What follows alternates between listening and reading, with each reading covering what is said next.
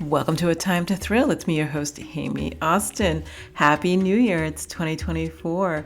When I started this podcast in 2020, and I was stuck in the house along with the rest of you, I don't think I envisioned the future where we could go out and things would be fun again. And I'd also still be doing a podcast. As you listen to this, I'm probably in Budapest. Actually, I know I'm in Budapest, and we'll be flying back to Los Angeles soon. This is pre-recorded because the holidays get hectic and nobody wants to hear me on a plane. So let me say this. The thing I'm looking forward to most this year is the release of The Murders Began.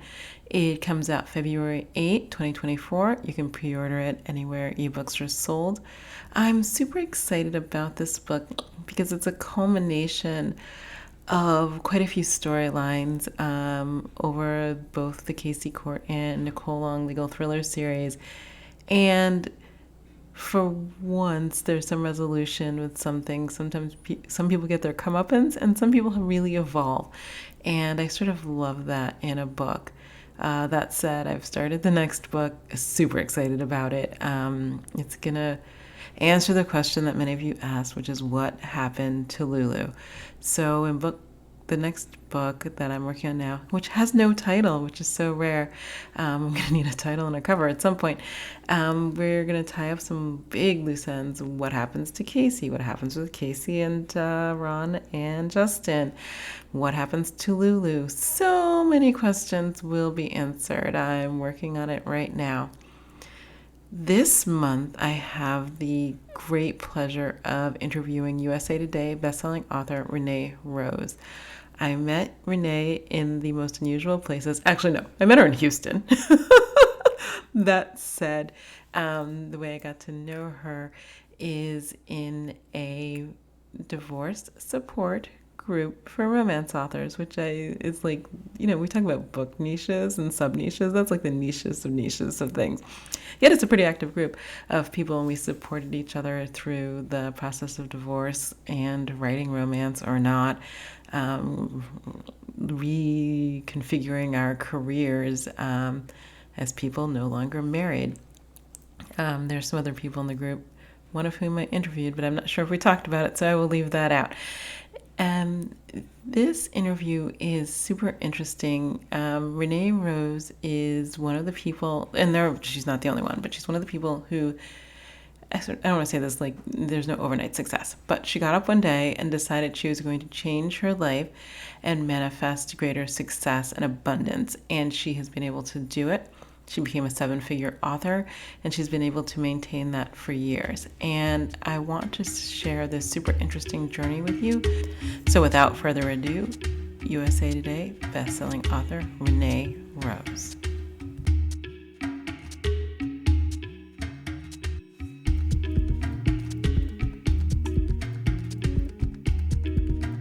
Hi, and welcome to A Time to Thrill. This is me, your host, Aime Austin. This month, I am super excited. I get too excited to talk to bestselling author Renee Rose. Hi, Renee. Hi, thank you so much for having me. I'm super excited too. I know. I'm so happy that you're doing this. And actually, the first thing I think I want to do, and I do this actually with a lot of guests, I want to thank you. Okay, I'm really bad at time, especially with the pandemic. But somewhere, like let's say 2 or 3 years ago, you gave me like a boost and amplified my romance pen name in your newsletter, and it was an amazing. Oh yeah, I know I'd forgotten that. That's cool. That's okay. It Awesome. was super amazing because it connected me with like a bunch of readers who like the kind of thing that I write in that realm. I mainly write thrillers now, but that I'm an oddball in the romance community. And since my books are a little not in the mainstream, and I've made my peace with that. But it was interesting to connect with readers who were like, "Oh, we love this oddball."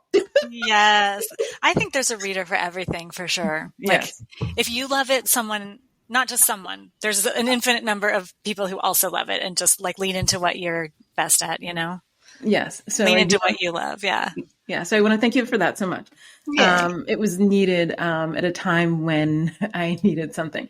So one of the way that I met you actually is through another author who I interviewed on the podcast, Evelyn and Evelyn Adams. And one of the way we met is through, I don't want to, what do you want to call it? Like a divorce support group for romance authors. It's a very, Yes. that's sort of like sub niche. It's like, that's a very specific subgenre No, of but support groups. the name of the Facebook group was so great. It was Happily Ever After You, Yes. Um, which I so loved. yes. So it came at a time, I filed for divorce in 2018, and it came at a time when I really needed it. I believe I met Evelyn at RAM. I don't know if you were there that year. Yes, I think I did too. Yes. I went 2017 and 2018 or 2018 and 2019, whatever the years before the pandemic. The first year she had it, and then the next year. Yes. And then the next one was online. But and I don't know what I said. I don't think I was there with my tragic story because I hadn't even told my ex that I was going to divorce. I was waiting till I came back from the trip because I didn't want to do it and then think of, but see, I'm going to Houston, you know? Yeah. And it was super helpful because it helped me not make mistakes other people had made, especially regarding intellectual property rights, which is super important. And it was a balm, like because it's a very divorce is universal. Unfortunately, fortunately, I don't know what to say, but it's something that many people experience. But experiencing it as a person who's like an artist who's home alone often, you know what I mean? Writing doing your thing, and then also dealing with like intellectual property rights and royalties and those kinds of things was a super specific thing. And it was a really helpful thing at the time. Did you found the group? I don't even know if I asked that. No, I don't know. I don't remember, but it was someone from RAM. And I think she posted in the RAM group, hey, anyone else like me going through a divorce? And I guess like there were 6 of us who were all like, me right here, you know. Okay. Oh, wow. Okay. And then that's how it was. It was like being, when you're thirsty and someone offers you a drink, it's like, oh, someone else to talk to about. Yes. Yes. About this very specific thing. Yes. Wow. So let me ask you this. How, and this is such a unique thing, but I did ask other people about this. How did your divorce affect your writing? Like you continued to write romance post-divorce. I did not. So I'm always interested in people who continue on. Yeah, it was interesting that I had no hiccup at all with that. I think I was like, I poured myself into it. It was sort of like a distraction and a focus point, like just, write these books. And because I was like kind of at that stage in my career, was like hamster on the wheel with like the rapid release. And so I just like stayed on the wheel. But I actually, like, I just started dating for the first time. It's been a year, a little less than a year. So this January, I started dating. And that really threw me off. Like all the, like the anxiety around like a new relationship, and then it ended, and then like recovery. That was actually way more than I think maybe my divorce was a long time coming, honestly. I think they mostly are, to be frank. Right, I mean, I don't think, well, my ex said he was surprised, but we have been talking about the same problems over and over again with no resolution. So to me, it was the culmination of those things not being resolved. Right. But I know that the person, at least in my case, I mean, I know this from reading books, actually, that the people who initiate divorce are usually much farther along in the process. True. So there was that. So I have to ask how did you find dating? Because I have a lot of thoughts about it post-divorce. I'm not dating now because I found it to be, frankly, very time consuming with not a lot of reward, but that's absolutely. me. Absolutely. No. So, and I hadn't had a date since I was like 20, 21, 22. I know. Neither did I. I met my husband. I was 21 and I hadn't had a date. Yeah. Right. And so it was like I was super stressed about it. I ended up hiring a company that basically it's like having a personal assistant for your dating. So like they manage your apps, they chat people, they make you dates. So much. Yeah. And then they have there's like science behind like which pictures they choose, because they call it like a visual narrative. So it's like, the 5 or 6 pictures that you put on your profile show, this. So they wanted like a picture of me dancing and a picture of me with friends. And, it's like shows, you know, it's like, it was so funny to see. And I don't know, like when I go back to a dating app, I think I would do it myself, but I needed that. Like, it's like having a friend to hold your hand. Yes. I needed that. Like, just to, you know, someone to be like, you can do this. Let's go. Like, get out there. Oh my gosh. And so wait, you use dating apps, which I have, well, did you, okay, there's a book called Dataclysm. It's maybe like, okay, if it's 2013, maybe the book's 8 or 9 years old, by the founder of OkCupid. And he talks a lot about the data science behind dating apps. And it's absolutely, utterly fascinating. If I had known that going in, I would have approached it much differently. Wow. But so what was it about the dating that caused the hiccup? Was it the breakup, or just how can I say this? The time it takes to date is nothing like the time it takes to live. Yeah. Well, you know, so I had like it, I think the reason we find relationships is for the growth. And I agree with you for that 100%. I think like I'd done a lot of work around my self-worth in my business to get myself to 7 figures and to, you know, like, you know, get rid of the imposter syndrome, I mean, I'm sure we all have it at some point, but, you know, like try to clear it consistently. But I hadn't really done it with like how I relate to men. And so I was showing up to dating still being like, oh, I might be less than. Now, keep in mind, I write dominant submissive, like that is my kink. And so I thought that I found like, and I did find like, I had the most amazing, I don't know what I can say on here. You can say whatever, but bedroom relationships with this person. Right.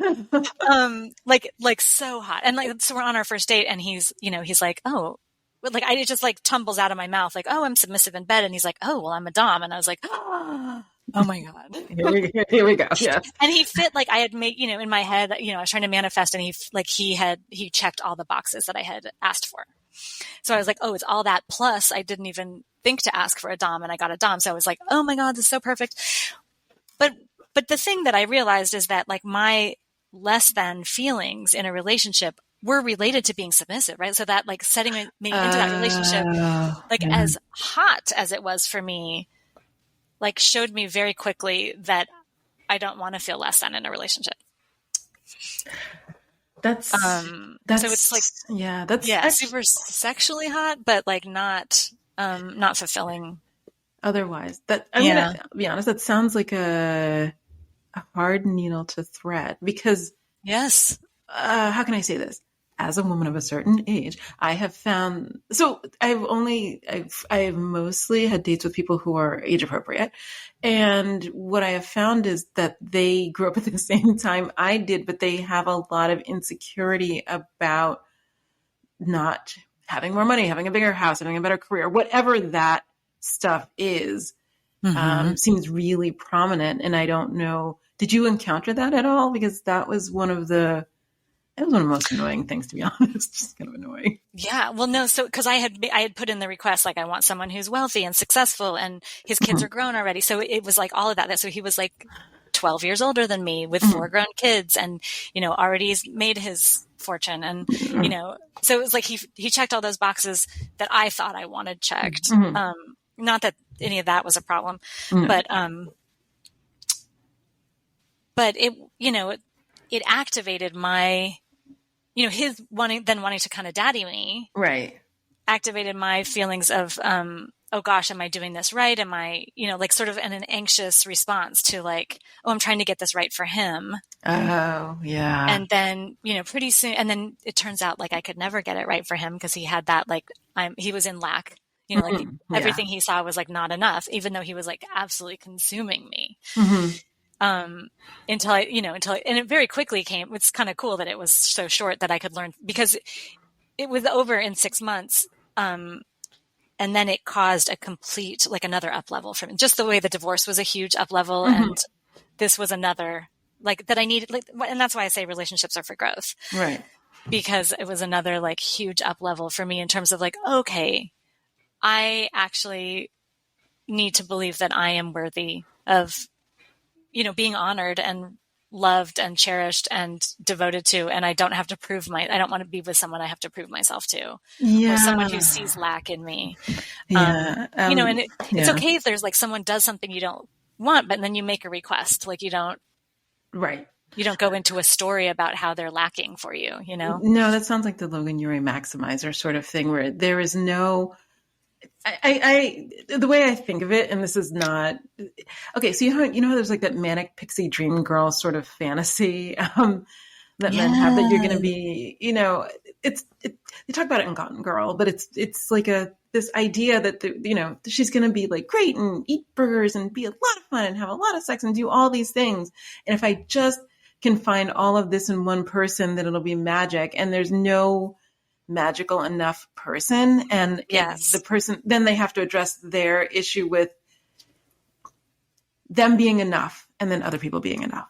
And that's, I haven't solved that one. So next, I mean, I don't know. But then why would that, or how did that affect your writing? Because I didn't find, actually, I don't know. I did write romance after, maybe I wrote 4 more romances after my separation. And then I was just done. I don't know. I was just done because I think my lack of ability to understand healthy male-female relationships made it difficult to write them in a way that resonated with readers. Yeah. I mean, I was having a ton of sex, like just crazy. And so that was interesting because I'd go to write a sex scene and it was like so boring to me to write because I used to write, you know, as a fantasy outlet. Right. Yes. And so now I'm like, all my fantasies are being fulfilled. And I almost felt like I was cheating on him when I was writing these scenes. It was very odd. Oh, that's so... And so they were just like super flat and, you know, flat enough that my editor was like, this was not as hot as your usual stuff. And I'm like, yeah, I know. I just can't seem to pull it out. Like, I don't know. So, but I, you know, at that point I was still happy enough that I'm like, okay, well, I'll ride this out. It'll figure itself out. And it did. It's just not the way I thought it was going to figure itself out. But, okay. So wait, how many books have you written? I always ask this because I have lost count. It's definitely in the 150 range. Okay. Somewhere in there. Yeah. And so, I have so many questions about your books, but let me go back. What made you start writing romance? Because it's a very specific niche. I'm sure there's tons of people who would like to write a novel. But I don't know the percentage who are like, I would like to write romance. And this is my specific niche, you know. So I got my degree in creative writing, but I was more sort of poetry focused in college. You know, it's a very marketable skill. Absolutely. So naturally I didn't get a job right out of college writing poetry. I was working as a technical writer and I went to visit a friend. Oh, the part about college, the reason I mentioned college is that we were very discouraged from writing genre fiction. So it was like really like I had a professor who was like, you know, if you turn in genre fiction, I won't read it. Like just, so it was like literary fiction or bust, you know? So because of that, I sort of looked down my nose like, oh, I'm a better writer than romance, mystery, sci-fi, whatever, thriller. Like that's for the lowbrow people. And, you know, so not that I didn't read that stuff, but, I don't know. I just had this idea in my head. So then I went to visit a friend who I consider highbrow. She's, you know, always like one of those people who like you always have like a really fun, interesting, creative, intelligent conversation with. Yes. And this is back before Kindle. So I asked before I got on the plane, I said, do you have a book I can take? You know, back when we used to like lend each other paperbacks. And she's like, here, she handed me a Jenny Cruzy novel. Oh, okay. Who I just fell in love with. So, and I was like this, I was like, wait, this is a romance? And she's like, yeah, read it. You're going to like it. And I was like, wait, you read romance? Cause I still had this idea of like, romance is for like the gutter or something. I don't know what I thought. It was so stupid. And she was like, just try it. You're going to like it. She was right. Like I went home and I had to read like every book Jenny Cruzy had ever written. And then it wasn't, you know, of course, then I was like, I want to write this stuff. So I started on a medieval romance. I worked, you know, for a year. It's never seen the light of day because it's not worth doing anything with. And then I stumbled upon 50 Shades of Grey. Okay. And that's where I was like, oh my God. Because I'm kinky. I'd been like closeted kinky for my whole life. Like as long, like I was like, you know, my dolls were getting spanked. Like I've been, right? Like it's forever. And so then it was like, the mashup of, you know, romance, which I loved, kink, which I love, like that was in my head all the time anyway. And so I sat down and I wrote in 6 days, I wrote like a little novella, like a 25,000 word novella. Mm-hmm. And I sent it to a niche publisher who was publishing BDSM. And they had just hired a new editor. And so mine was like the first thing on his desk. I love it when stars aligned, but yeah. Oh yeah. This is like the angels were like, you found your calling right here. So then like immediately, I don't remember, like within days, he's like, it's great. We love it. You know, just make these changes or, you know, we're going to work on it a little bit, but like it was published like 2 weeks later. Like it's crazy. Oh my gosh. And then my first check was $4,500. You're like, wait a second. Yeah. I'm like a nobody author. They just like put it on Amazon. It was selling like 100 copies a week. And, yeah. So then I was like, oh, I definitely found my calling. And of course the next books it wasn't that easy and it wasn't that successful, but I felt like that was the push when you need to get yourself on a road, you know? Right. That is a great way. How can I say it? It's a great shot out of the cannon. You know what I mean? It's like, exactly. Here you go. And okay. So, I have so many questions. How did you find, so your first experience was fairly positive then, I guess. Yeah. So then, and I'll ask you this because I don't know, because let me say that I went to look on Amazon. I was like, I'm going to have to hit show more so many times. I got other things to do. Yeah. Because they don't separate translations. And I was like, this is going to take forever. So right. When did you make the switch, or what made you delve into indie publishing then? Okay. Let's see. So I think I'm asking because most people I know who switched because it was a negative experience, and you're the first person who's saying it wasn't like they buried my book under the thing and I got a check for $10 and therefore, and my friend got a check for $45,000 and therefore I'm going to do this other thing. Yeah. No, it went on so that was like 2012, 13, 14. So it wasn't until like 2017 that I did my next, that I went off on my own. Mm-hmm. So yeah, in the meantime, I was making like 35 to 45,000 a year for them. Mm-hmm. And then I had a friend invite me to do like a indie project, like one of those anthologies. Yes. Yeah. And she was like, let's write the darkest, dirtiest, smuttiest sci-fi ever. And I was like, I'm in. So I think like because of that challenge, it allowed me to go, I don't want to say raunchier, but like more than I would have dared, because she had said like darker than that, as dark as you want, like go. So it's called His Human Slave. And, she's like a breeder for this alien prince. And so we put that out and it was a huge success. And then I was like, okay, because we put that out on our own, like as an indie, there was 5 of us. Right. And so then from there, I was like, when I got my rights back, I don't know if it was 3 months. I forget how long we did that for. I had already written, or I was wrapping up book 2, and I got the nudge. It was like book 1 was like 50,000 words, and I was not that far. Or book 2 was like not feeling that long, but I got the nudge, like just wrap it up. It's okay if it's shorter, but do this rapid release thing that everyone's talking about on Amazon. This is 2017, right? And so, so I self-pubbed His Human Slave as my own, and then I dropped His Human Prisoner 3 weeks later. And that was my first 5-figure month. Okay. And then I was like, okay, Indie's where it's at, I got it. Like, I got it. Message received. Yeah. Thank you.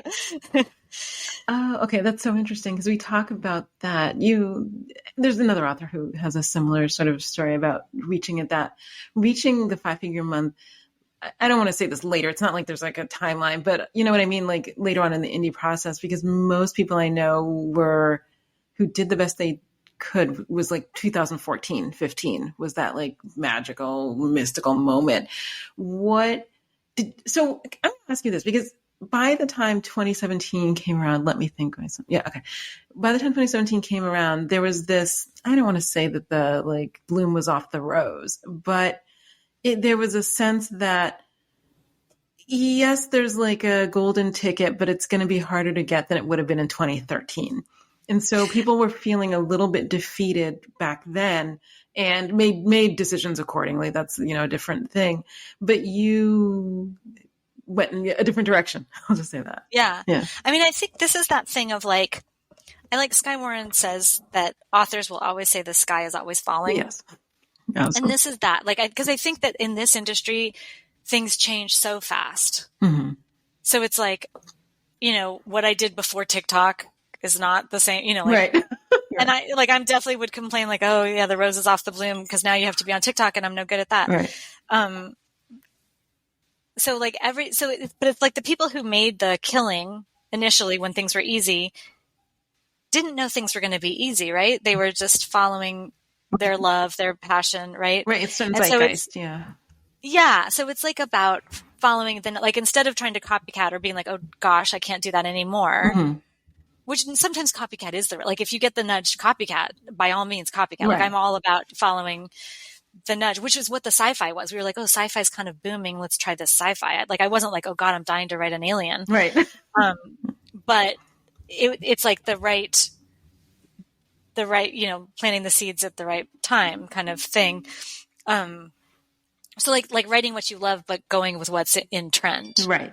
Yes. And so I think that like that's always like there's always money to be had. It's just like they say, like even in the Depression, people were getting rich, right? There's always money somewhere. Mm-hmm. And so if you can, if you intend it, right? Like if you tell the universe, like I'm looking to be successful, show me. And then you get the invitation to write the smutty sci-fi, and it feels light in your body. Like your body goes, yeah, that sounds fun. Or like whatever about it. Like something feels fun, light and fluffy, not like, oh God, I have to write a sci-fi. I hate sci-fi. Right. Then it wasn't right for you, but you get the invitation and it feels light, or you overhear someone's like, oh, I'm doing a direct store now. Like the first time, because the direct sales is like all the thing now. Like the first time It was N.S. Johnson was like, you guys, I'm doing direct sales. And it was so light in my body. Like I was like, I'm in. Yeah. Like, I remember it. Thank you. Like, that's great. Yeah. She gave that presentation, I want to say like 2 or 3 years ago. I have to think about it, but Yes. Yeah.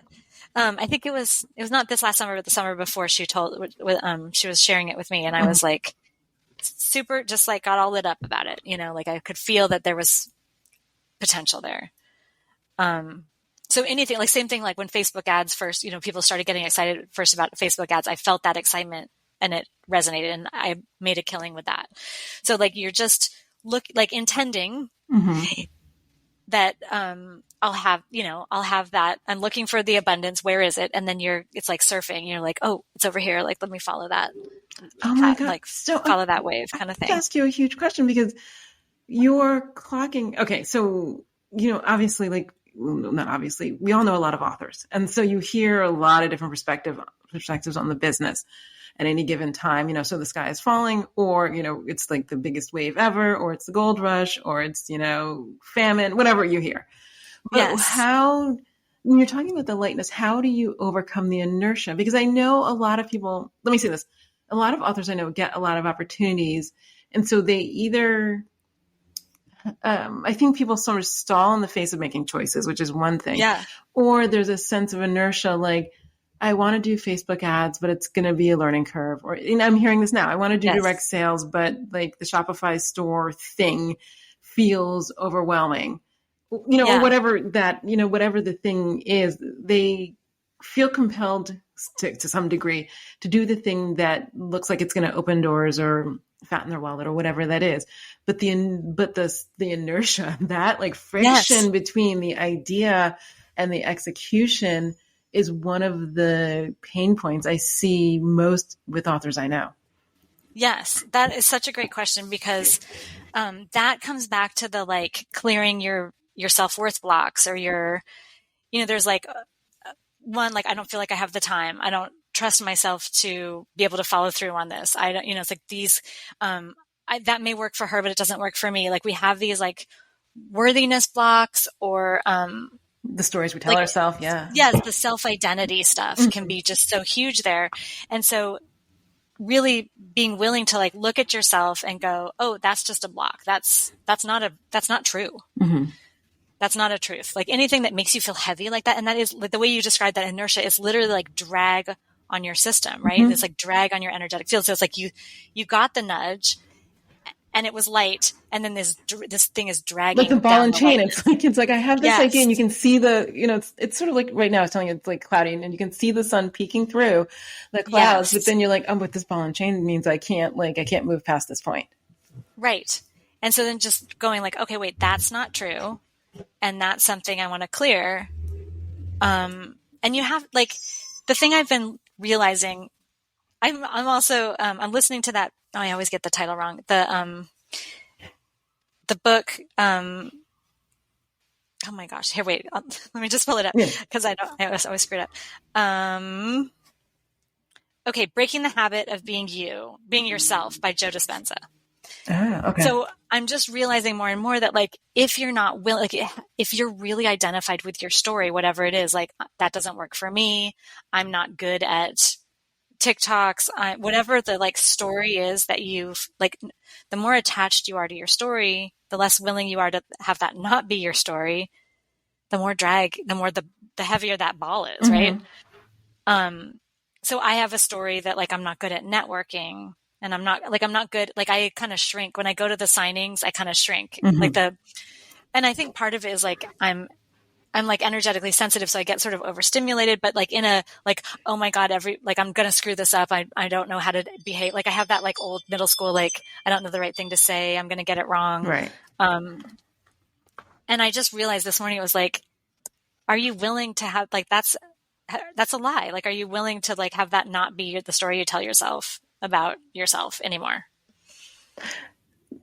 Okay. So, because I'm trying to think, like, I have this conversation often, and even with like the authors I know who are in therapy, because, some of those are old tapes, you know what I mean? Yeah. Right. Parents, family. I mean, we could get into the list of why there's old tapes. That English teacher told me I never could write, and you're still stuck on that, from 20 years ago.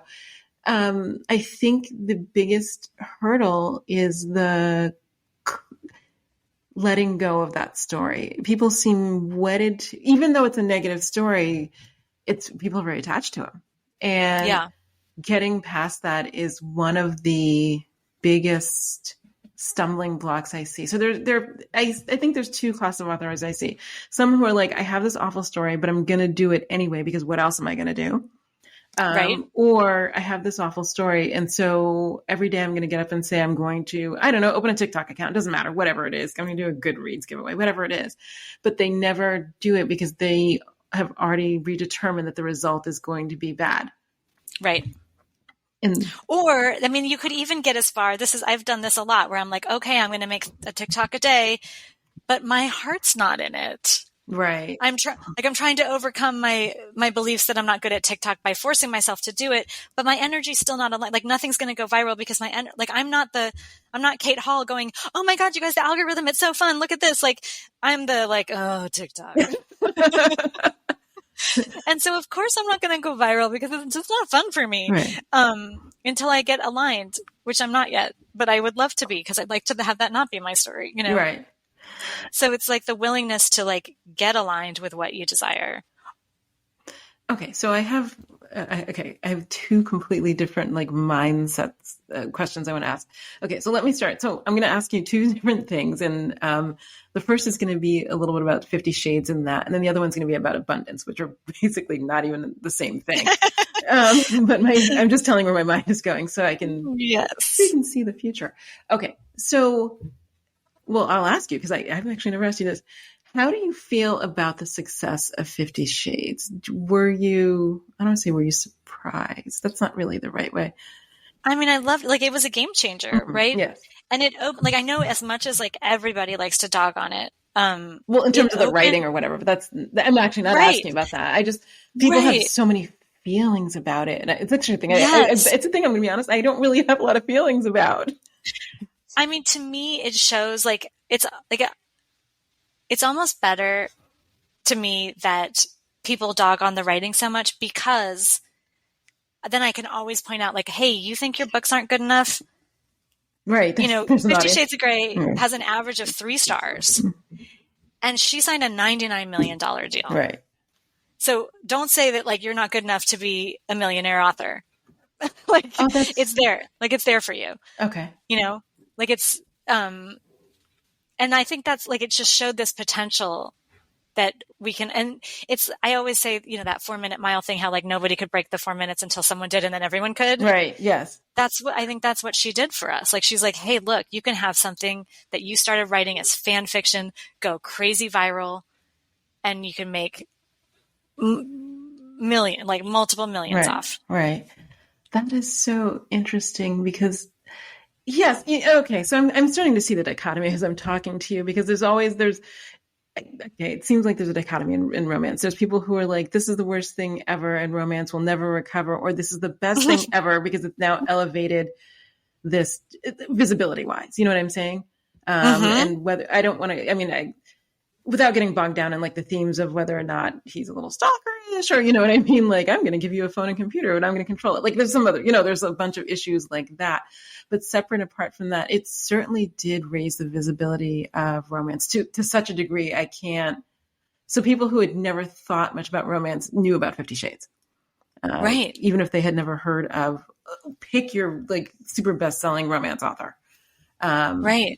So there is that. And then the issue about the writing, that's actually true, because I think that, so we were just talking off mic about like RAM, the romance author mastermind. And I believe Skye Warren said, I want to say on the first day, she's like, it's not the writing. And that was one of those moments, because not all of us, some of us, many, I specifically, do get bogged down in, is the writing good enough? Is the writing engaging enough? Right. And to be honest, I don't think that's my issue. I know what my issues are, but that we do get bogged down in that in ways I've had so many conversations with so many people. We don't talk about crafts per se, but we talk about, well, the reason I only sold 1,000 copies or 1,500 copies or whatever it is because of the writing. And I think that my 50 Shades, and there's this other author I want to say, but she had pages and pages of description. Is it Kristen Ashley?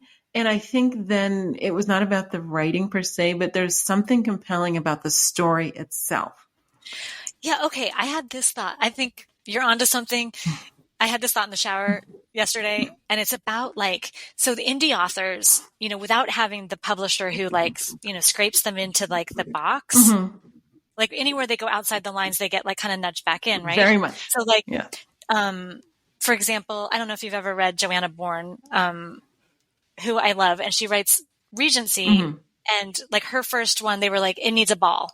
You don't have, and she sort of crammed a little ballroom scene in there, but she didn't, the book to her wasn't about a ball. Right. And I was thinking about L.J. Shen, and her books are a little bit outside the lines, and the ones she's done for Montlake are inside the lines, but not as deliciously addictive. I actually love them, right. but they don't have that same that when you're just writing for yourself, that angsty, they're more presentable and maybe less addictive in that way of the sort of unedited, 50 Shades was she was just writing her own thing. Right. No one got to tell her, no, that's dumb, or that doesn't fit. It's too much. It won't sell. Where are we going to shelve it? All of that. It's too dirty. Tone it down. I do that to myself all the time. And then that was that sci-fi thing. She was as dark as you want. I was like, really? Because I've been toning it down, trying to make it fit even in the lines of kink, Right. I can have a breeder. So, and then, that was hugely popular. So like I said, if you think it's hot, everyone's going to they're not everyone, definitely not everyone, but there are readers for everything. Right. That is fascinating. Okay. Cause it's just one of those things where people in indie were free to some extent to do that, but still people felt, at least authors I have spoken with, still felt some constraints. And, it may go back to the days, especially some of us who are traditionally published, and people who especially were traditionally published by whether Harlequin or whatever it is. So they really did nudge you back. And you'd read an author's first book with some line or something, and it was slightly out of the box, but they bought it. But every subsequent book became more and more homogenized, to be frank. Yes. And it was, what I did like about indie was it's sort of people, it's we're going to throw the doors open and we're going to see. And I did really like that aspect, but when the sales were not commensurate with that openness for some people. Not every book, every book can't be a bestseller, obviously. Right. People really struggled with whether or not people really did like if things within the lines, or, the cover had to have Manchester, whatever it was. Did it have to be the most saleable thing? Yeah. I mean, I know for me, like I write kinky and I was always like, okay, I was always nudging myself trying to get more and more mainstream. Mm-hmm. And then I'm going to forget who the name of the author was, but it was at some point last year, we were like, look, there's a daddy book is #1 on Amazon.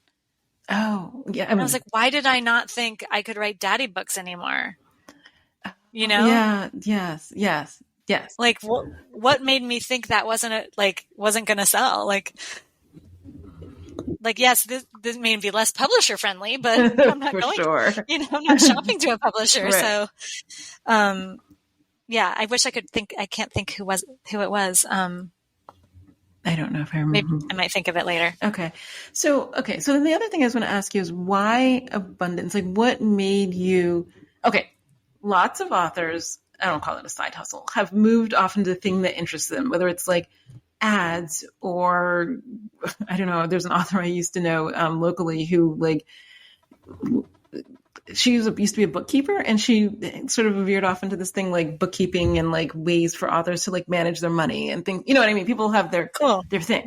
But your thing, as it were, is abundance. And I want to know how you got there, because you got there at a time when people were feeling a little craven. You know what I mean? Like they're a little like, I don't know, Right. Yeah, no, I am like energy is my jam. I'm like very, and I've been into like law of attraction stuff for 30 years. So definitely my area of interest. Right.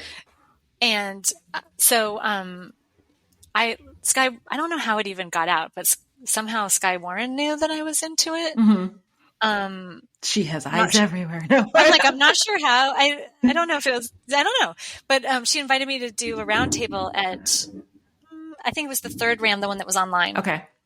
And I was so excited because I was like, oh my God, this is my favorite topic. And I've never talked to authors about it. So it was like, wow. Wow. Okay. Yeah. And then it was like, oh, it's like a blending of my two worlds, because for a long time, authoring was my side hustle, initially. And then it sort of flipped the other way, but I'm a healer. Like I do energetic body work. Mm-hmm. So this was like a mashup of my two careers, sort of, a way to, to show the side of myself to my author community. So that was fun. Okay. Yeah. And then I started working on the book, Right to Riches, right after that. 'Cause it was like, hey, I've got something to say in this area. Oh, that's so interesting, because Theodora did the same thing with Seven Figure Fiction, like right after she did the present. Yes, after she did the presentation, she was like, I remember we were talking about it, like her and I, like a third person. She was like, I think I'm going to do this. We're like, go do it. Like, you know what I mean? Like, yes, you got the invitation. You realized you have more to say. Go do it. Yes, and she was actually the one who she gave me Lisa Daly's name. Lisa Daly is like a nonfiction author coach. Okay. And because I had no idea how to write a nonfiction book. And so that was immensely helpful. Like, and just to have, just like with the dating where I needed someone to like push me along, so I would have like a weekly appointment. So I had to like write a chapter to show up and see and she's just a genius at like, she'll like read it really quick and, show how it needs to be tweaked and where I should go. And it's just amazing. Okay. Yeah. So when you did the Right to Riches, I don't want to say you came out, as it were, but then when did you start like the abundance group and newsletter? Because I feel like it happened over time. Yes. It's hard to know people in the past because things happen over time. And so it's never like instantaneous, you know what I'm saying? Yeah. Well, I started the Facebook group when I did that RAM talk because I wanted to have a little place for people to pop in. Okay. I think. I don't know. I know I'm in the group. Yeah. So I have like, if you were to ask me like what date, I'd have no idea. You know what I'm saying? Yeah. Yeah. And then I sort of started collecting emails from people at that same time, but I had like 25 people or something, like just sort of kind of grew from there. Mm-hmm. And then Right to Riches came out a year ago. So what is that? 2022? Yes. It was a few years after. Okay. To me, it feels, okay. Oh my God, it feels ages ago, but I guess like time. Oh my God, I'm aging. I know, right? Oh, okay. And so what were you going for with Right to Riches? Because, oh, how can I say this? No, it's you're right. It was 3 years ago. Okay, Wait, what? it was no. Okay. I was like, that can't be. So yeah, so it came out, I think the book came out 2 years ago, and then a year ago I launched the course. Okay. Now I feel better. I, I mean, I I mean, even lost a year, so like it's fine. no, I mean, I'm not sure, but I think. Okay, I get I don't it. know. I lose my time too. So what, I don't even know how, because you applied these principles in your own life. And I want to know, I guess, how did you, how can I say this? Okay, so there's this saying that, okay, there's one saying that knowledge is half the battle, but that turns out not to be true because people certainly have knowledge about like diet, exercise, Right. we know a lot of things, we know that perhaps like maybe we should not all be driving gas guzzling cars. You know what I mean? Like it's not that we don't have the knowledge, it's the application of the knowledge. And so I want to know, what was the turning point where you were able to, let's go back, manifest for yourself? Like what made you think one day, like, this is not going to be my side hustle. Now I'm going to move to make seven figures, but then also do it? No, I was like, from the moment I heard about 50 Shades of Grey, I was like, I'm doing that. And my friends would just laugh like, okay, but I don't think this is your book, and I was like, no, this is the one I'm going to make 99 million. And they're like, yeah, you just, it's like, that's so cute. But, so I haven't made 99 million yet. Right. But this is my 4th year as a 7-figure author. So I do, I think just having that attention and desire is what pulled it in. But what made you think, how can I say this? I don't mean this in any way that's negative, but I don't want to say this the way it's going to come out. But what made you think you could do it? Because the people I know who want to do that feel like in order to do that, they have to write the most mainstream, cake loving heroine, firefighting hero that's still appealable. And whether that's a Manchester or cartoon cover is the only way to do it. And anything that slightly veers from the most like straight arrow social norm will not get them that. Yeah. I mean, and that's where I think, because I've been following law of attraction for so long, like I definitely believe in that things can manifest magically. Things will show up that you never could have manufactured yourself. And just by asking, just by like putting it out there, you're casting a wide net saying like, I'm open to something magical to show up, and it will. And it may not be the way you pictured, but it's still fabulous. And did you start small? So like one of the things that we used to do, oh my God, I don't know. I'm trying to date myself. Maybe before RAM, we had like a group, and we had started doing the vision boards. Oh yeah. So we started that, let's say 3 years ago. I don't know. I could have to look on the computer, but so we did things like that. But how can we say this? Most of the others I know have been sort of pussyfooting around like law of attraction, or pussyfooting around manifestation. Cause it's like, I believe it works, but I don't want to bet on it. I don't know how to say it. It's like, I think you don't want to get your hopes up. I don't want to get my hopes up. I think that's exactly it. That's exactly the right way. And so people are like, I want to believe it, but I don't want to get my hopes up and be disappointed. Right. So then it becomes another friction point, pain point, half measure sort of thing. Well, and this is why when I address romance authors, I'm like, I feel like they're going to get this, because this is like your heroine or your hero who are afraid to love again. And yet we know the whole time we're rooting for them, because we know that if they'll just get over that, they're going to have a happily ever after. Right. It's guaranteed because they're reading a romance novel. Right. Right. So same thing, like your happily ever after is guaranteed because you're asking the universe, and the universe knows what's best for you, and you're open to receive it. And so, in my case, it may be like dating the guy who wasn't the guy, but it created a huge up level on, in terms of what I believe I'm worth and what I'm, and so, yeah, maybe that wasn't the way I thought it was going to go, but it was absolutely for my highest good. And how do you do that so how do you bounce back from things like that? Because what I'm finding, I 100% agree with you. And I think that what I have found, especially like dating post-divorce, is like, oh, I deserve something different. Like, you know what I mean? But it took this is the part I don't like. It took being offered like a shit sandwich and you go, no, I don't think I need that. Right. But I had to be standing there for the offer to come and go, oh, no, no, no, no, no, no. And that part, that's not the enjoyable part. That's the thing I think I don't like about growth. And maybe that's the pain point. You know that something, you're going to have to go through something hard. Not that, it doesn't have to be painful per se, or, injuring or something, but you're going to have to go through something hard to get that growth. And the hard part is slightly unpleasant. Yeah. But truly, like, the more connected you feel to yourself and feeling like you have support from the universe, like, the easier and easier those crises become. Mm-hmm. Like, even, I was very like emotional and I don't know, in my 20s, like, just everything was kind of a big drama.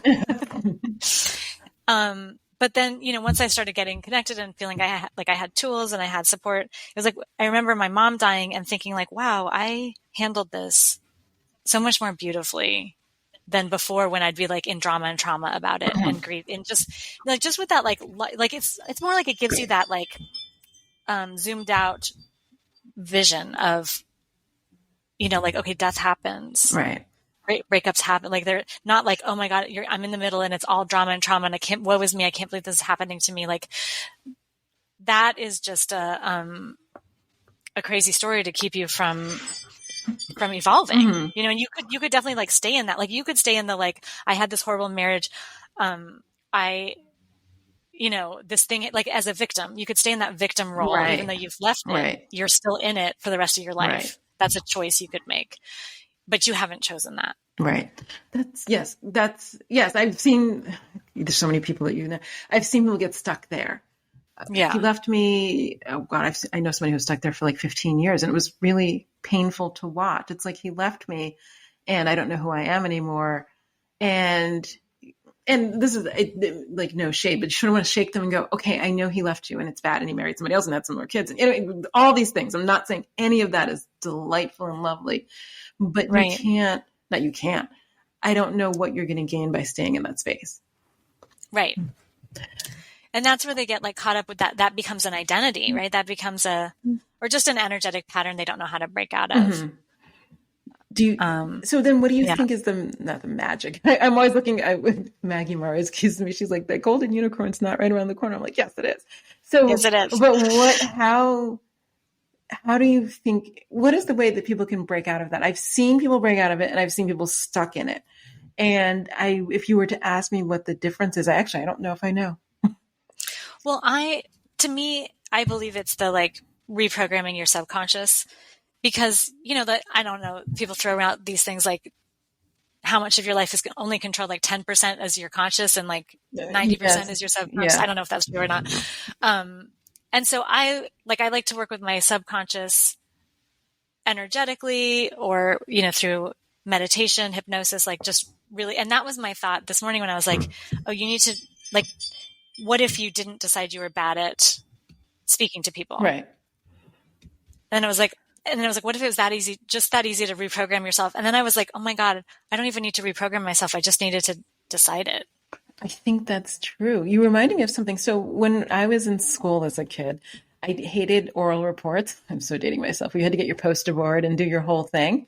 Yeah. And I remember where I was sitting, but maybe I was 14, 15, 16. I couldn't tell you that. And I remember thinking to myself, what if I didn't care about what people thought of me during public speaking? And what if I just did it? And after that, I've never had any fear of public speaking. And I know it's one of people's primary fears. And people are like, do you fear public speaking? I'm like, one day I decided I wasn't going to be bothered with that. And it's never changed. And so I know that I can do it regarding some things, but my eating disorder was like that. I was a dancer. And so I had like many, many dancers, an eating disorder. And then I had a friend like shame me over it. Like that she was like, oh, it was like one of those, like, you need to get counseling, blah, blah, blah. And then I was so offended that I was like, because it had been my story, like, oh, I do this thing, blah, blah. Right. And then I was so offended that she like was seeing me as less than because I had this thing, or, I thought I had this thing, that I never did it again.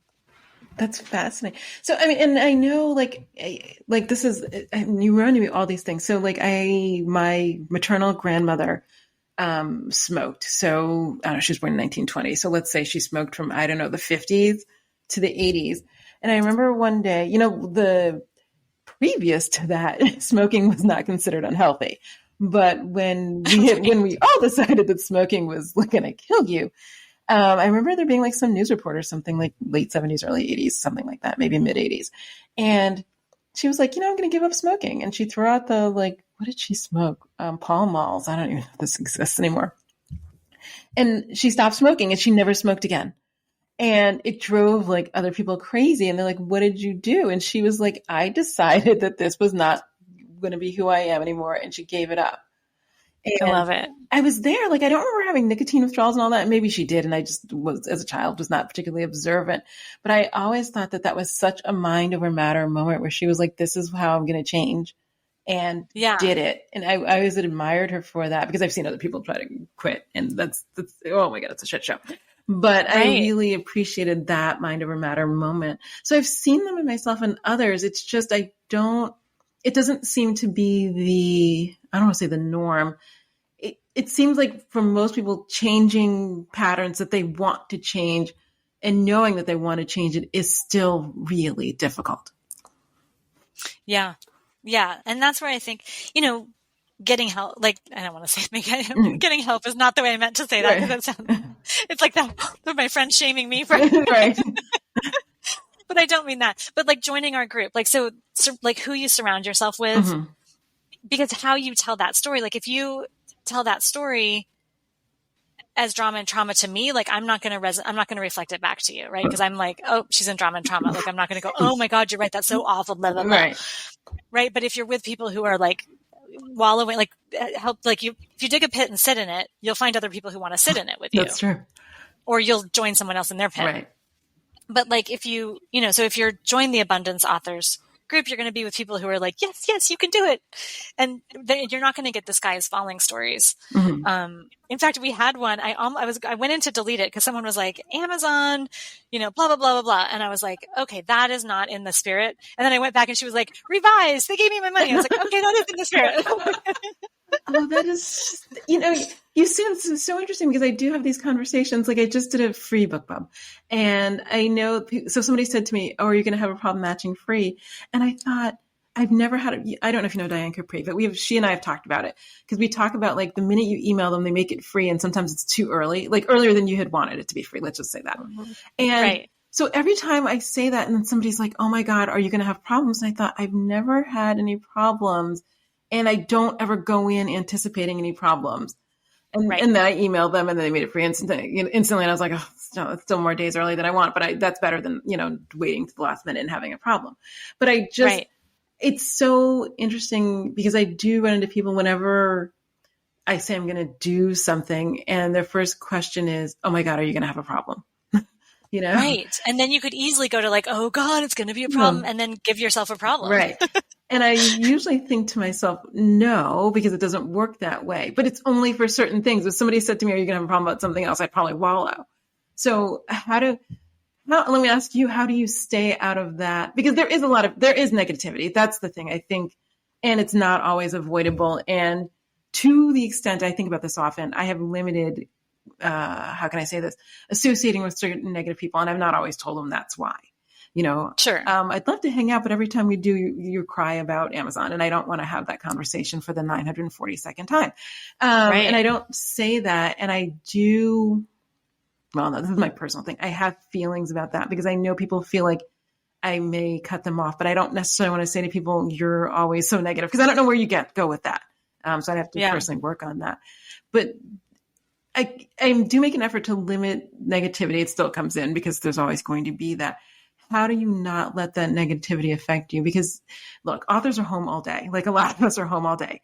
Right. And so while some of us may be positive 90% of the time, social media and other platforms sort of do promote negativity. So there's some people who are like maybe positive in their whole life, but the minute they get online, they're like, Amazon's going to screw me and Apple did this and Kobo's not good anymore, and whatever. I mean, we could go on forever.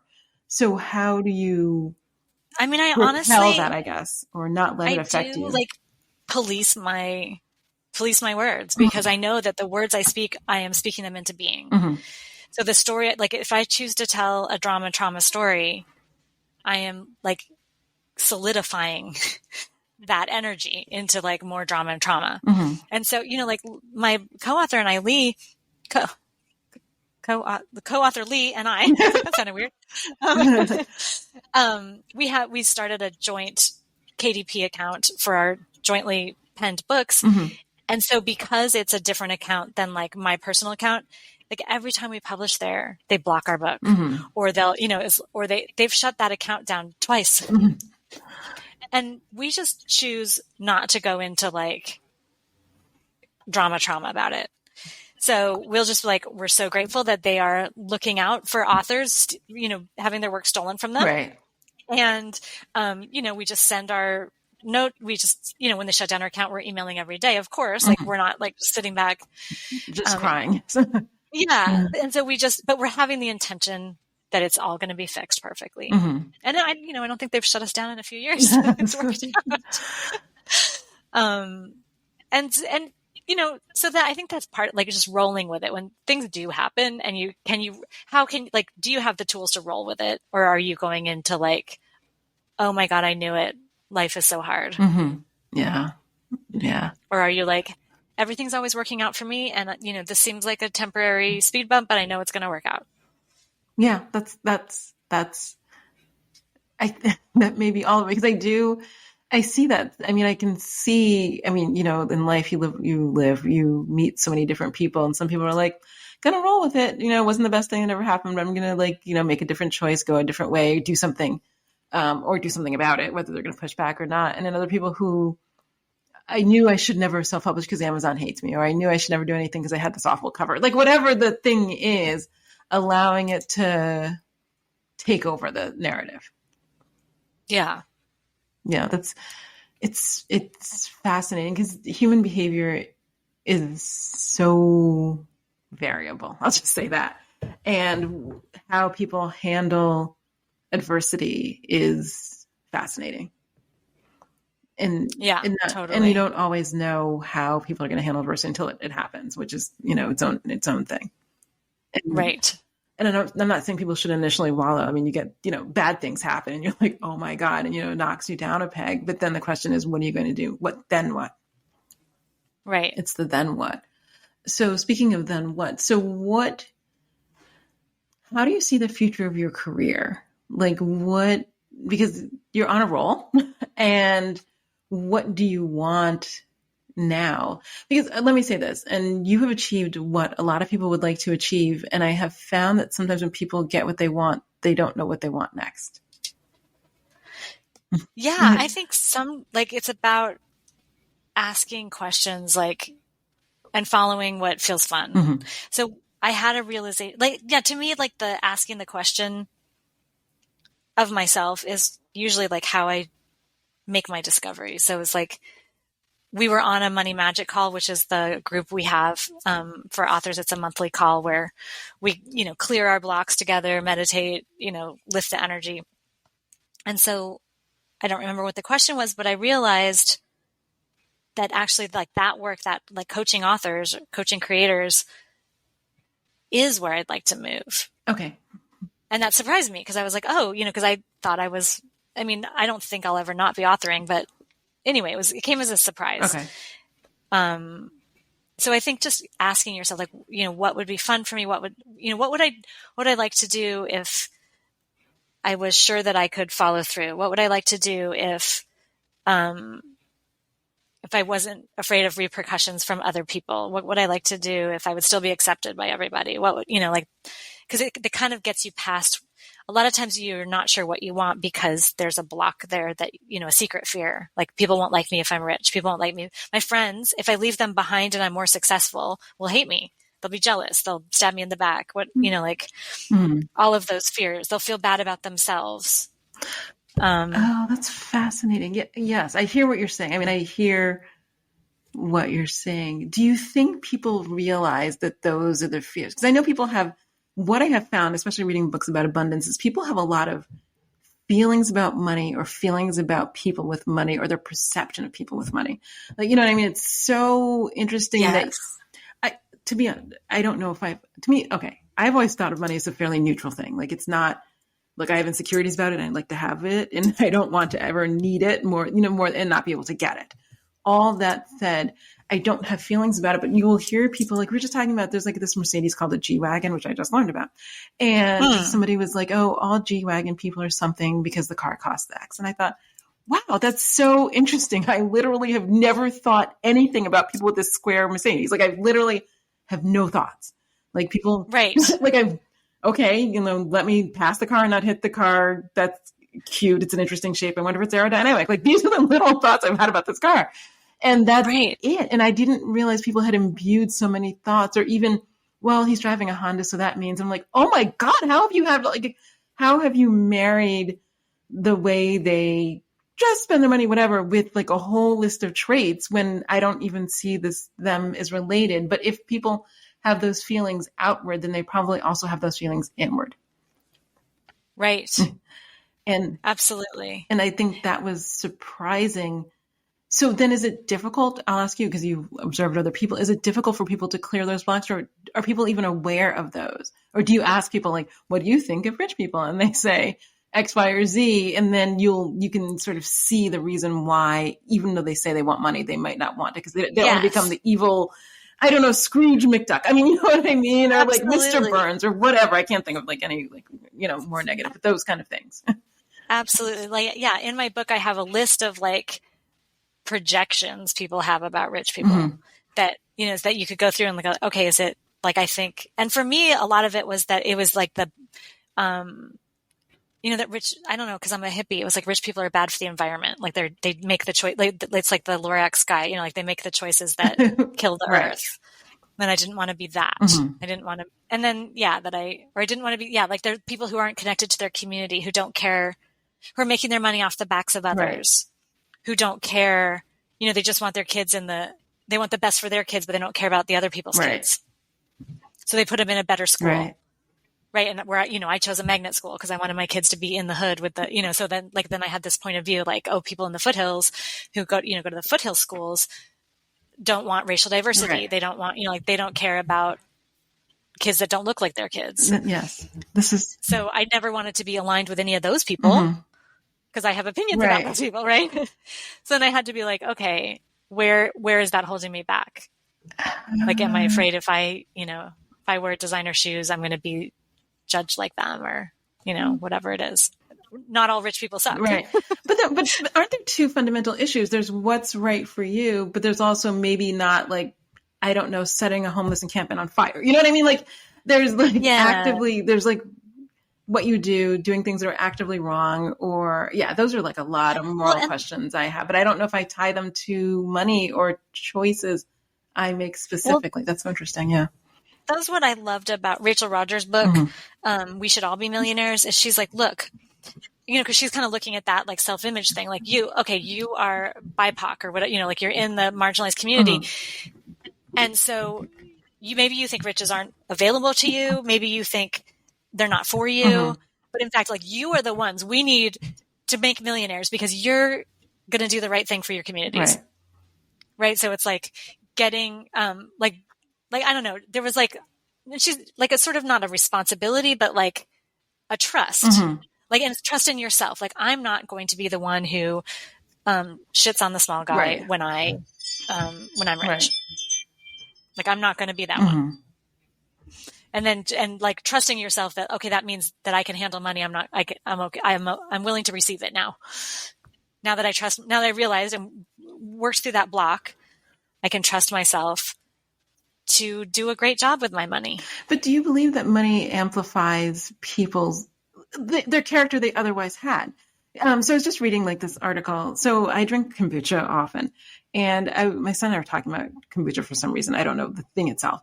And so I was Googling GT kombucha, and then like, you know how you put in Google like something and the next word that comes up is like lawsuit. And I was like, wait, what? So then I went down a rabbit hole like the last couple of days reading about a lawsuit about the Dave guy who ran GTs, and he had I don't call it well, it's food production, but a drink production place somewhere, like let's say it's Carson or somewhere west of downtown or east of downtown. And it was, well, he hired people who were undocumented and then didn't pay them and all of this. And I thought, okay, well, if I were going to run a successful kombucha company, I don't think the first thing I would do is like, how can I cut costs and like, you know, exploit people and not let them go to the bathroom? Like, I don't think I would do that. I don't think I can't imagine myself doing that. I don't know what would have to happen for me to be that person. So then I always think, well, then that would amplify, because that means that if, you know, all the allegations being true, he would exploit people on a small level, and the behavior is not like shocking and out of the box. Right. And, you know, they talk about, especially when people win the lottery, it sort of amplifies whatever. If it's good, it amplifies their like, you know, I don't know, philanthropy or whatever, or it magnifies like their craven need to hold on to cash and be mean to people. So do you talk to people about that, like being good stewards, I guess? So if your fear is that you're not a good steward, then making a conscious decision to be a good steward.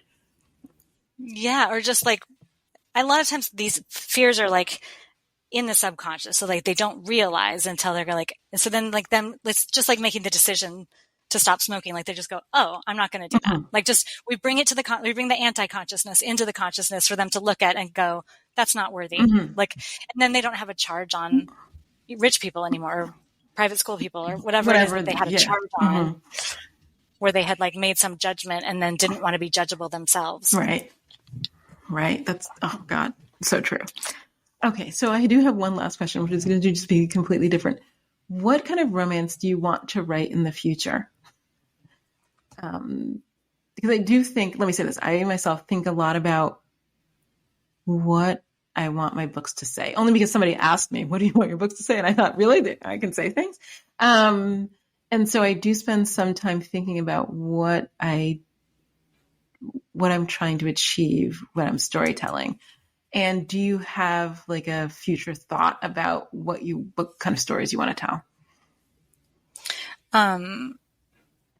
I think I'm leaning into the paranormal for some, like it just feels juicy to me. I do think I'm expecting somehow this relationship upgrade situation to possibly change when I'm not, you know, if my fans are listening, I'm sure it'll still be hot, but I do, you know, like, don't worry. But I do think, well, my editor just said like the last book I wrote has the strongest heroine she's read from me. So I do think that that's going to start infiltrating the work I write. Yeah. Well, that works especially with paranormal, or if you write urban fantasy or something, because then the stronger they are, the better those plots are often. That's fascinating. That's fascinating. Do you ever worry about, I'm going to ask you this, I never ask people this because I think the answer is no for most authors, but you've written way more books than I intend to in my life. Do you ever worry about running out of ideas or iterations? Never. I know. Yeah. Never, ever. Yeah. I just always have a story in my head. So what do you, I'm going to ask you, this is just a practical thing because I know what I do. What do you do with the stories that pop up in your head? Do you write them all down, or what do you do to, how can you say this? Yeah, I do table it so your brain can work on the thing it needs to work on. Yeah, I have a plot bunny folder. Okay. I'm sorry. I'm just thinking about it because I have a plot bunny book, and I left it. I have a second house. I left it at my second house, and my friend was staying there, and she's dropping it off. She flew back, and she's dropping it off. Awesome. And I was like, thank you, because now I can like transfer all of them to the one blue notebook where I keep all the plot bunny ideas. And actually, I wanted to go through it because I write the ideas down, but I never go back and look at the book. And I was actually thinking of looking at it because I wonder what's in there. Cool. Yeah. Because the new idea comes and I never look back at the old ones. I'm always like, oh, you know, the next shiny, you know, the new thing is so shiny. And the next shiny thing, I'm like, oh, I'm going to go for the shiny thing. But I never look back at what the old ideas were and whether or not they're valid or I should think about them. I just want to get them out of my head. Yes. Awesome. Okay. So what's the next thing you're doing? So you're doing more coaching. Yeah, I'm going to run a course starting in January for the Right to Riches. It's an 8-week course where we just we have a weekly call, we vibe together, set our intention for the new year, clear our blocks, all of that stuff. So people who took it last year, already by like May, were having a better year than had already made more in the year, the previous year. So it's been, I think it's a great way to start the new year. Oh. And then I'm a part of a Kickstarter right now, so that's super exciting. Oh, and that's a whole nother conversation we can have. Because I did a retreat with Anthea like in January, not about Kickstarter, just about us getting together because we hadn't seen each other in 4 years or 3 years or whatever it was. But the whole Kickstarter thing is an absolutely fascinating place to be now for writers. Yeah. Yeah. So this is my first try, and it's been super fun. It's super fun. I have so many questions about how you're planning to handle fulfillment, but that's neither here nor there. Because that seems to be the bugaboo for a lot of people. Just I'm not saying don't do it. I'm just saying they're like, okay, now I've agreed to do this 3,000 thing do. Am I going to be signing books for the rest of my life? Am I going to have a garage full of things that I have to cobble together? And that's super interesting, the fulfillment part. Yes. But I think it's super fun to have enthusiastic people who are super enthusiastic about what you're doing. And that's the thing I think that Kickstarter is giving to authors, that sort of injection of huge enthusiasm. Yeah, no, I think it exactly. It lets the readers be a part of a project, which I think is super fun. Yes. Back from the days of read my first paragraph and tell me what you think, but they can be a little more integrated, and readers love it. Trust me. I get emails from readers all the time who would love to be more involved in many ways, and I don't have ways for them to be involved, which is a different conversation. Okay. So the Kickstarter and then the coaching, and then what is your next romance coming out? I am dropping one on Vella right now, chapter by chapter. Oh, okay. So it'll probably, once that's complete, I can release it. So it'll probably be, it might not be till March by the time I'm done dropping. And then you have to wait 30 days. Okay. Yeah. You're doing all the fun things. Yeah, totally. That's so great. I love that you're having fun with this business and keeping it light.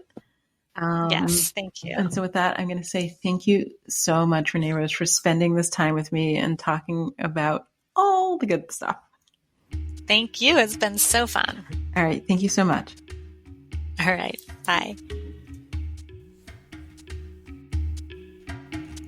This has been A Time to Thrill with me, your host, Aime Austin. If you enjoyed today's episode, I hope you'll share, rate, and review on Apple Podcasts or wherever you listen. It will help others to find and enjoy my conversations with brilliant women creators.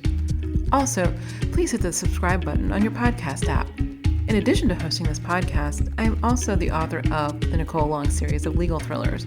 The first 3 books in the Nicole Long series are now live. You can download Outcry Witness, Major Crimes, and Without Consent to your e-reader right now. The 4th book in the new series, The Murders Began, is available for pre-order wherever you get your books.